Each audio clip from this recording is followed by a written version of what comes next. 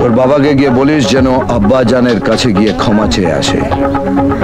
নামটা তো জানিস, আগে রহমত পরে আলী, সারা জান্নাত বাজায় তালি। দিমাগ গরম করিস না, নইলে বিনা হাড়ি কাটে দেব বলি। আল্লাহ হাফেজ। সালাম আলাইকুম আব্বাজান। ওয়ালাইকুম সালাম। আমি জানতাম একমাত্র তুই আমার সম্মান নষ্ট হতে দিবি না, কিন্তু অচিন্ত বাবুর আঙুলগুলো কেটে গেছে, ওর সংসারের ভার তো নিতে হবে। জানি তুই মানুষের জন্য কত ভাবিস। এসব আপনার কাছে শেখা আব্বাজান। আব্বাজান, জানিস তুই যবে থেকে আব্বাজান বলে ডাকিস, আমি গোটা শহরের কাছে আব্বাজান হয়ে গেছি। এক এক সময় তো নিজের নামটাই ভুলে যাই। তবে সত্যি কথা বলবো, তোর ডাকের মধ্যে যে ভালোবাসা আছে তা আর কারোর মধ্যে নেই রে। এটাই তো আজকের দিনের প্রবলেম আব্বাজান।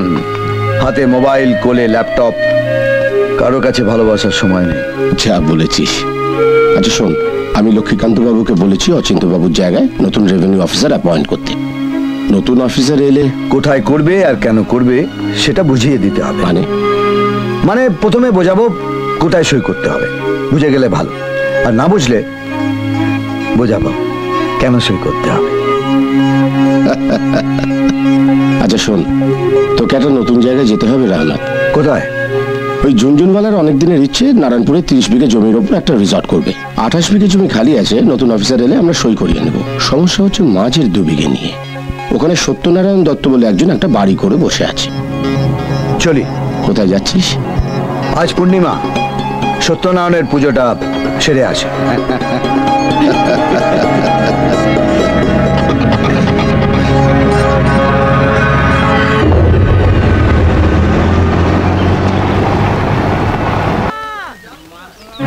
অসম্ভব, এ জমি আমি ছাড়বো না। এত বাওয়ালি করো না সত্যনারায়ণ বাবু, তাহলে আমাকে আবার অন্য সুরে কাওয়ালি গাইতে হবে।